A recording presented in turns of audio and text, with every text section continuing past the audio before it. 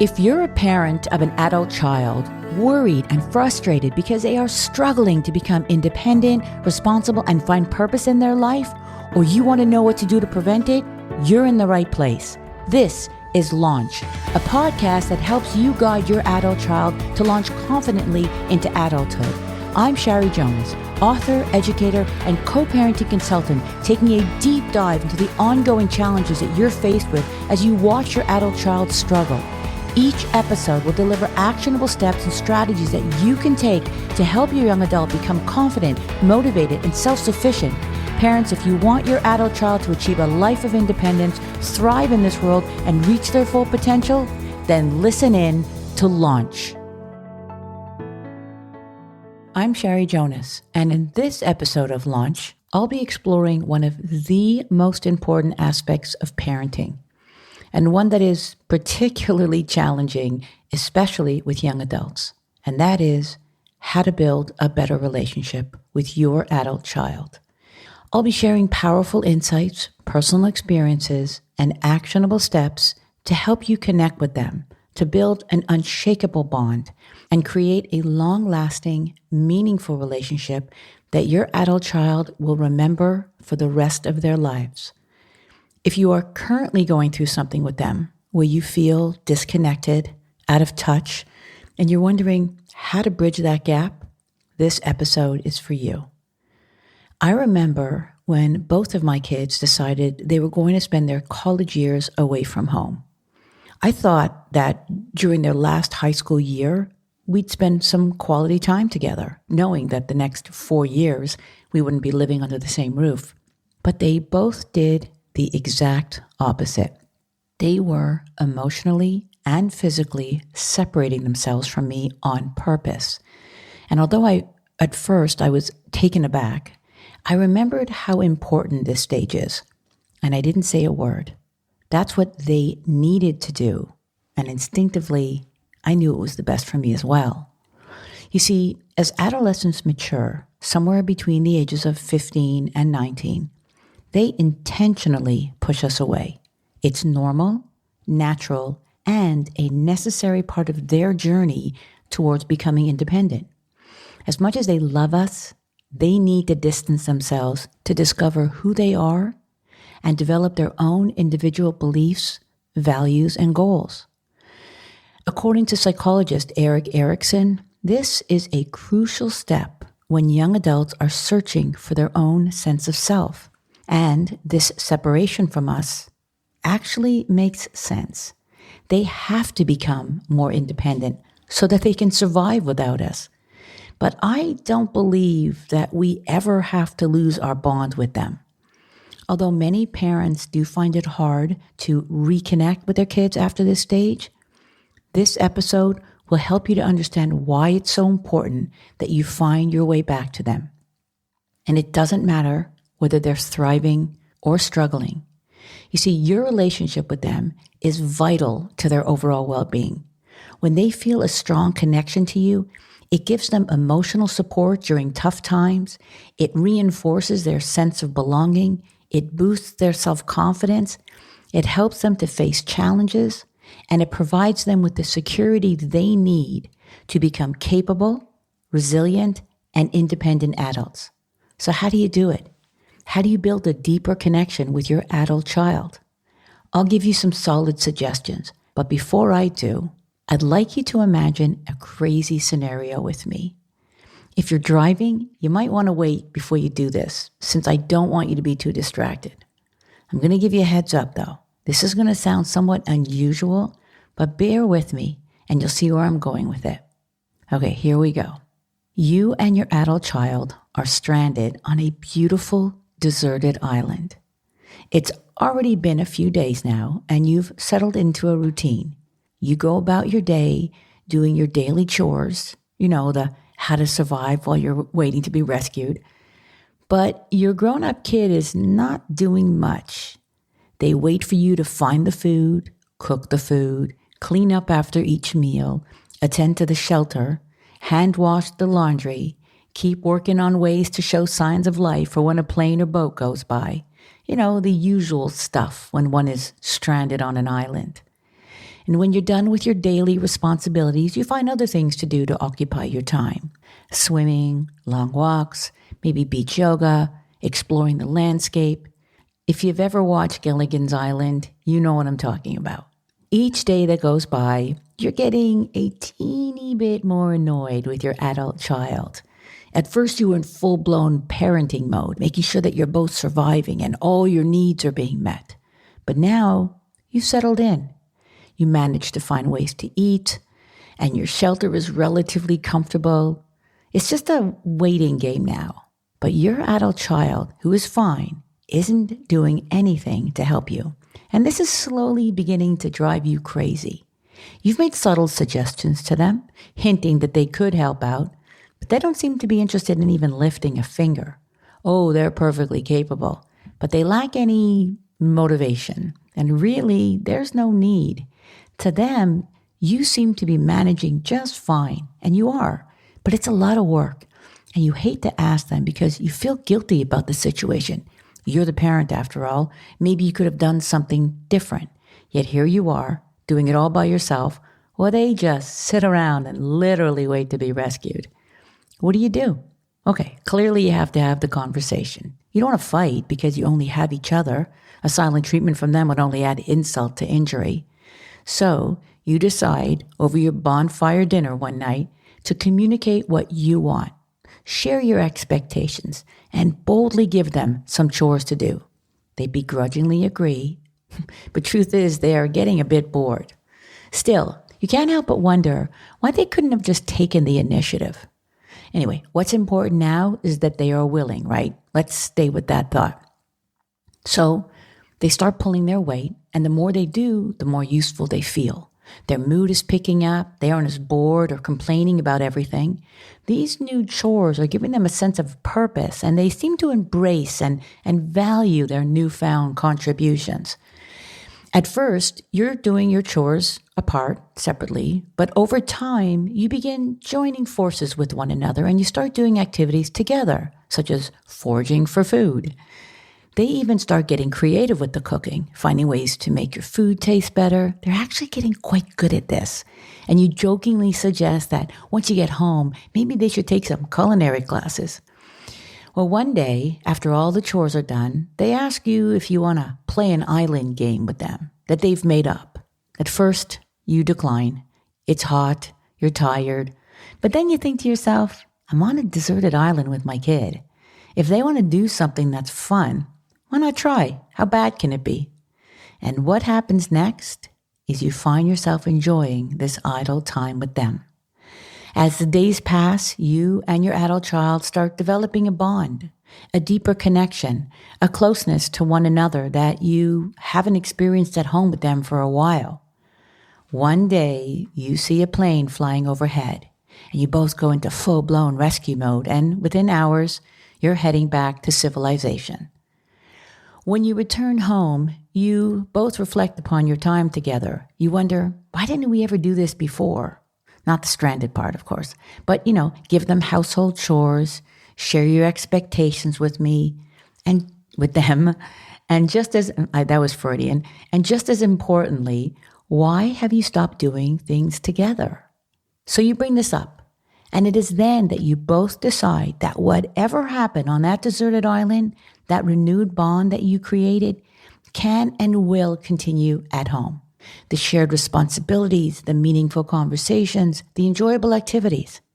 You discovered ways to connect with your adult child, and all you needed to do was find yourself alone with them on a deserted island. I'm kidding. In other words, just spend time together like two adults.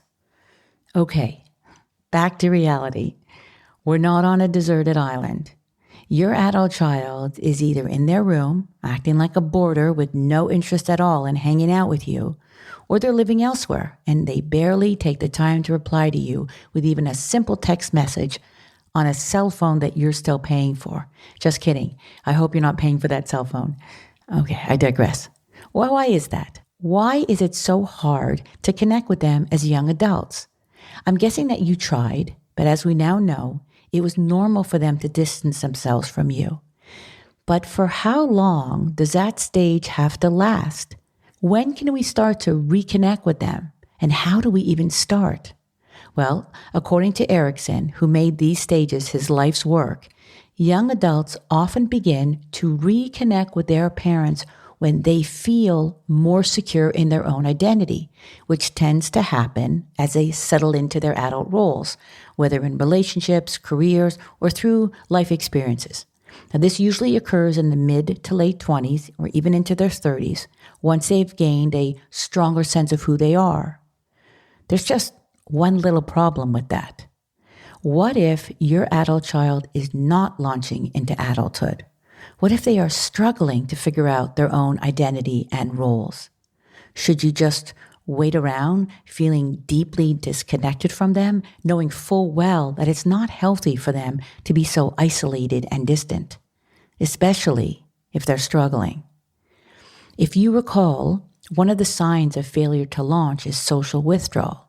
And although it can be directly related to their current state of mind, having no money, being completely dependent on you, feeling lost, it is actually worse for them to be disconnected from people. One of the longest running studies on human happiness and well-being is the Harvard study of adult development led by Robert Waldinger. It began in 1938 and has tracked the lives of 724 men. And then it expanded to include their wives and their children. It's still going on after 86 years.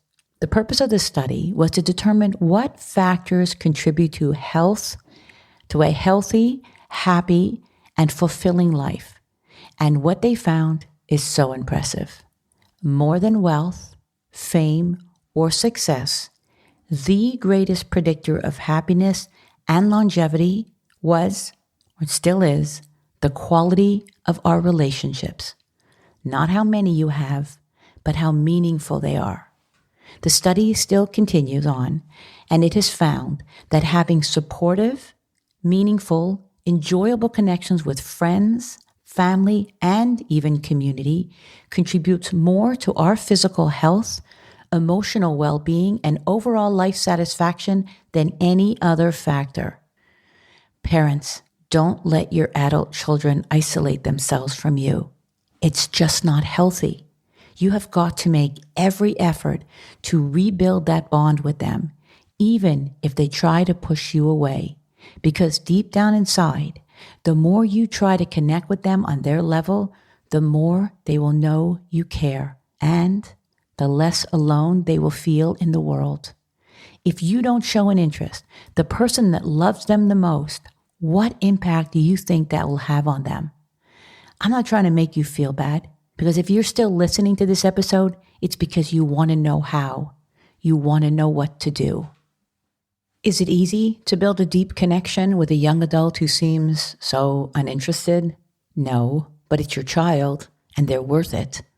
Is it hard for some parents to do because their parents didn't do it? Yes, but they should still do it anyway, and here's why.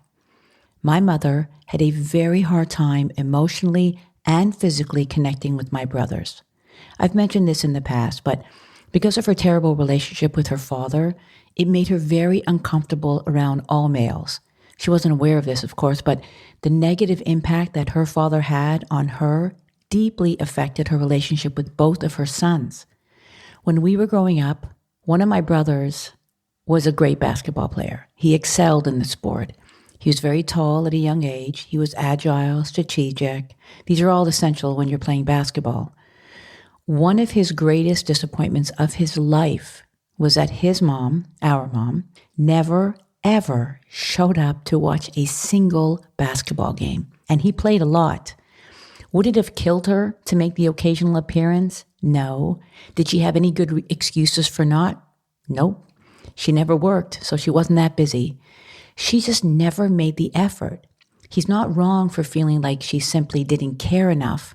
Now, she did love him, adored him, actually, but she couldn't see how important this was to him. And that would have been an incredible way for her to connect with him. It was his passion. He excelled in it, and he never felt a closeness to her because she never showed an interest. If you really want to build a lifelong bond a meaningful friendship with your adult children, you have got to make the effort and do what it takes to deepen your connection with them. As promised, I will leave you with suggestions that you could help just to get the ball rolling. And since not all parents live in the same city as their adult kids, which I know a lot about, I'm dividing these into physical or in-person activities and emotional or long-distance recommendations. There are dozens of ways to spend time with your adult child. I would simply treat your adult child like a friend who you want to get to know on a deeper level, because that's what they are after all. Someone who you want to spend time with and do things together with. Okay, so start with looking for common hobbies that you both enjoy. It could be working out, cooking, gardening, biking, playing cards, going out to a movie, or playing a sport together. Schedule time together, an hour or so on a weekly basis. Grab lunch, go for a coffee, have them over for dinner. Start a DIY project together. Check your local listings and attend monthly events together, like festivals and markets. Celebrate with them, milestones, birthdays, holidays. And if you have absolutely nothing in common yet, I suggest that you both learn something new together. Maybe a cooking class, martial arts. I don't know. You've got to figure it out. And if they don't live in the same city as you, then you have to build that bond through conversation.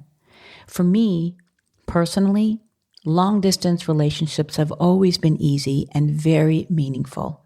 And it's because my father moved away when I was about 10 years old. From then on, we only saw each other for 1 month every summer until I became an adolescent. And then it all changed. I reached out to him when I was in my teens because I was curious. I wanted to get to know him, and he was thrilled. Over the years, our relationship blossomed. We spoke weekly, and our conversations were similar to two friends, catching up about what shows we were watching, how school was, how work was, who I was dating, what heirloom tomatoes he was planting, what my kids were up to, politics, current events. There was always something to talk about. But what impacted me the most was that my dad would send these audio cassettes that he taped for me, where he'd share his love of music, pretending that he was a DJ, introducing each song and then dedicating them to me, even though I was the only one listening. I loved each and every one of those tape cassettes because it made me feel special. Pretty much until the day my father died, we spoke once a week. He and I had a very special connection, and even though he lived 250 miles away, my father left me a very meaningful legacy. He was one of my closest friends, and I think about him often. Now, my son and I live in 2 different countries, so you can be sure that I make the time to stay connected with him every week. Texting isn't his thing, but he'll often send me photos of what healthy meals he's prepared for himself, since he's really into that right now. We FaceTime occasionally, but we both intentionally make a point of calling each other on the weekends when the demands of work aren't as bad. So here are my long-distance suggestions for you to build a deeper connection and nurture a relationship with your adult child. And no, they don't include sending out regular taped audio cassettes, because for one thing, they don't exist anymore. First and foremost, make sure that your conversations are regular. Don't let more than a week go by. Create a habit of doing this. And when you do engage, remember to do the following. Take a genuine interest in their life and the things that matter most to them, whether it's their hobbies, career, relationships, and even their struggles. If you find it hard to get them to engage with you, it's important that you ask open-ended questions. Not yes, no. For example, open-ended. Tell me what you did on the weekend, or what's new at work. That will get them talking. Whereas asking simple yes, no questions like, did you have a good time yesterday? That will keep the conversation short shallow, and very one-sided. Practice active listening. I've mentioned what this means in previous episodes. Essentially, you are very engaged, curious, interested, judgment-free, and refrain from offering them your unsolicited advice.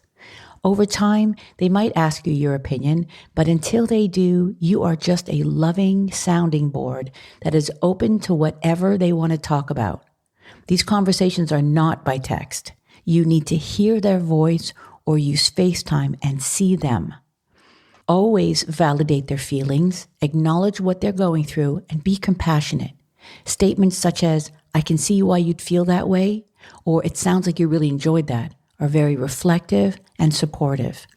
And lastly, I want you to share your own experiences, interests, even your vulnerabilities with them. No, I'm not saying complain. Your conversations with your adult child aren't opportunities for you to unload your shit on them. What I'm suggesting here is that you share your thoughts and feelings on lighter topics. This level of reciprocal openness makes them feel that you trust them, respect their opinion, and value their friendship. Parents, whatever it takes, starting today, make the effort on a consistent basis to rebuild your bond, strengthen that relationship, create new memories, and connect with them as adults. You don't need to be stuck on a deserted island to find a way to build a deeper, more meaningful connection with them. You just have to want to, and then don't stop trying, because they will remember these times long after you are gone. I'm Shari Jonas, and this is Launch. I hope today's episode gave you valuable insights and actionable steps that will help you guide your young adult to launch successfully into adulthood. If you found this topic helpful, feel free to leave a comment and hit the subscribe button so you never miss an episode. Leaving a 5-star review helps us reach more parents who are dealing with the same issues. And if there's something you want to ask me, I invite you to join Launch Advice, my weekly publication where I answer one question from parents just like you. It's free advice that will appear in your inbox probably when you need it the most. Just click Launch Advice in the show notes and don't forget to email me your confidential question. And remember, no one ever said parenting is easy, especially when you're raising an adult. Talk to you soon.